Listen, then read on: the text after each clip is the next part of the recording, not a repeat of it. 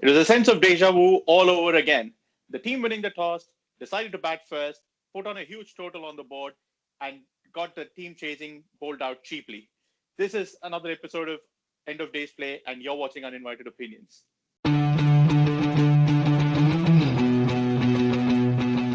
So, Nax, at the risk of sounding repetitive, it feels like, we've talked about this game last episode, a couple of episodes before that, and a few more episodes, during the series that we've had so far.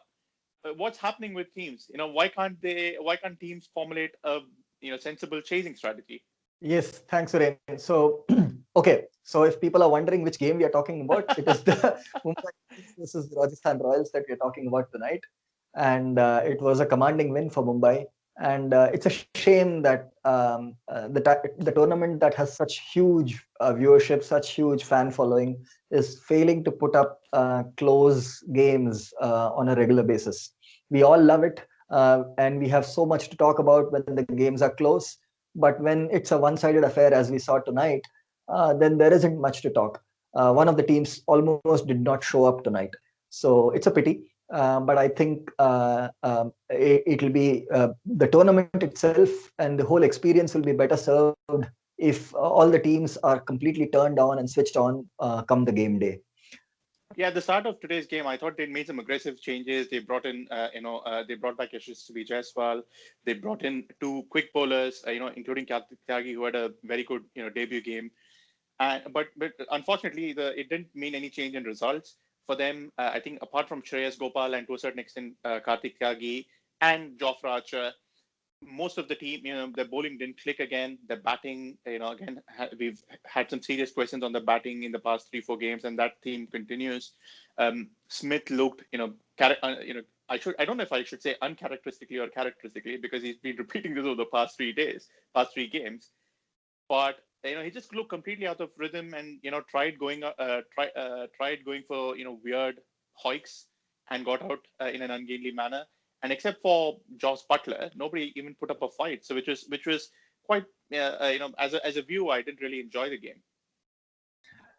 Yeah, you remember what I said yesterday when we were talking about the predictions? We knew Mumbai were a stronger side, but all that we were hoping for was a contest. And probably here we didn't even see a contest. So the changes brought in, the changes made were very welcome, and we've been asking for Jaiswal to come back on in the top of the order and Smith to go down the order. So all that happened. But then even to begin with, when they were bowling, they had some good steady patches, and at some stage during the 12th over, they actually had Mumbai in some spot of bother there. But then, if you looked at their overall body language, specifically Jofra Archer, I felt he was a lot uninterested, at times frustrated. At the in his very first over, when Quinton de Kock actually glanced him fine towards for a boundary to fine leg, it was Ankit Rajput who probably dived over the ball and let the ball go to the boundary, and Archer had a very bemused look, and I felt from that point onwards he never really got his focus into the game. And that probably tells me that there is something about the team dynamics.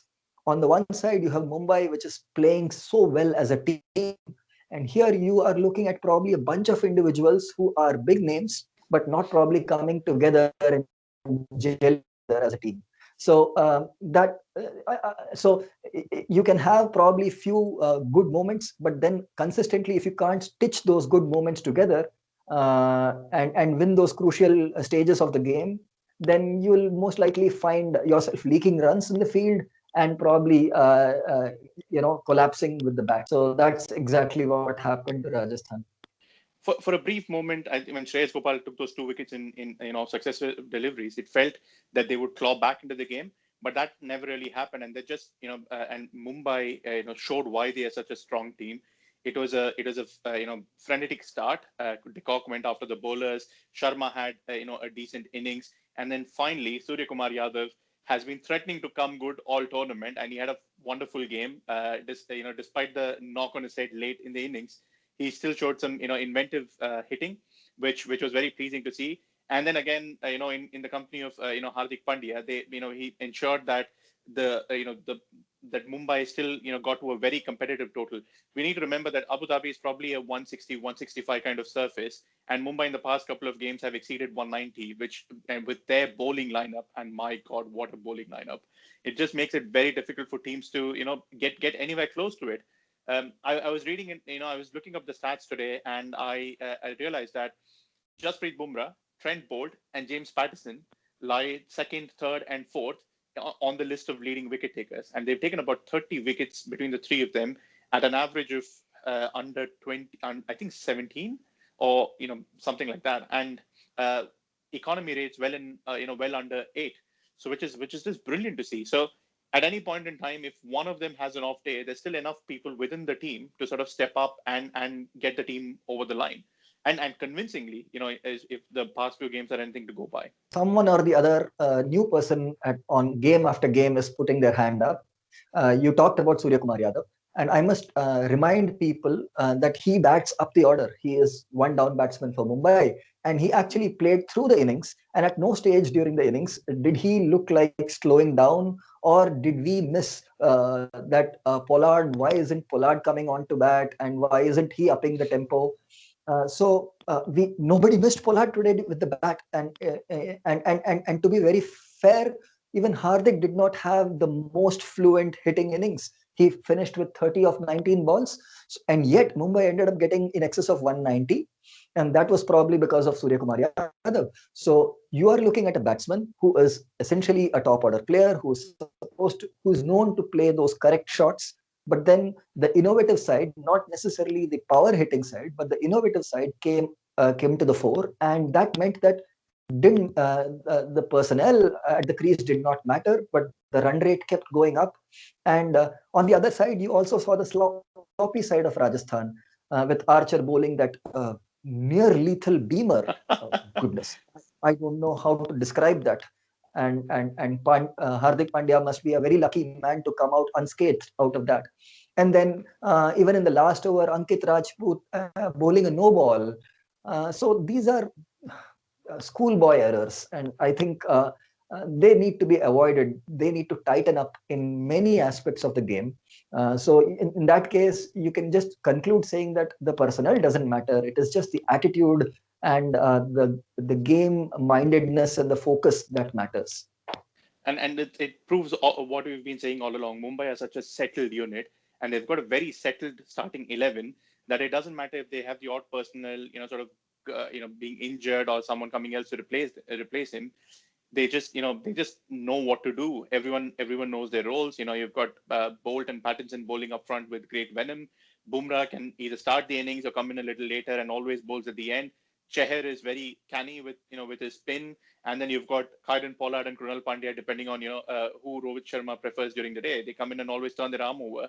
It's between the Delhi Capitals and the Mumbai Indians, I'm left scratching my head, figuring out which is a better bowling unit. You mentioned yesterday that Delhi have a fantasy bowling squad. Mumbai are on a similar platform. Who's your pick for the man of the match for today? Surya Kumar Yadav, beyond doubt, for batting through the innings, batting through difficult periods, but never letting the run rate down and never letting his own batting tempo down, and getting to place some really creative, innovative shots, making use of those angles, making use of the pace of the ball. Yeah, and he's been in fantastic touch, so it's finally great to see him come good. And sticking to Surya Kumar Yadav, he's contributed to one of the two fun facts of the day. I think it was in the 19th over when Jofra Archer bowled, a full ball right outside the off stump, and Surya Kumar Yadav actually, I don't know what you call it, lapped it over first slip, not even third man. He lapped it over first slip, and it went all the way for a 6, which was incredible to see, because Jofra had, again, bowled it at a great pace, but it was an incredible shot, especially that right after the ball where he's been hit in the head. So that was incredible. And the other one was really fun, where Danny Morrison on air, when Stephen Smith got out and was replaced by Sanju Samson, Danny Morrison, well known for using his abbreviations, he goes, there's one SS replacing another SS for the RRs. It was, again, that was something I found funny. So what's your pick? The fun aspect, I think the Danny Morrison one-liner on air takes the cake. But the skill aspect, I think Surya Kumar Yadav, beyond doubt. And before we forget, there must be some honorable mentions for the level of catching today in Mumbai's Oh, innings. yes. Yeah. So the substitute Anukul Roy, substituting for Surya Kumar Yadav, and Kyron Pollard taking that blinder. He never looked in control at one stage. He was too far in, and it was at a stage where Butler was nearly threatening to take the game away from Mumbai for a brief period, and he just puts his arm up. It somehow hits the palm, hits the arm, and then eventually just he lands in his bucket palms. So incredible. So catching was something that needed a special mention. I think your description was right. They were bucket palms and bucket arms. It was the catching was fantastic today. So thankfully, at least we didn't see any sloppy drops. But we saw two fantastic catches today. Looking ahead at tomorrow's game, it's a game between the Kolkata Knight Riders and the Chennai Super Kings, which is going to be played at Abu Dhabi. What's your prediction, Naks?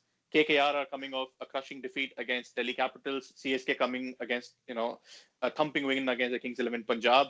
CSK's performance in their last game has made this a very mouth-watering affair.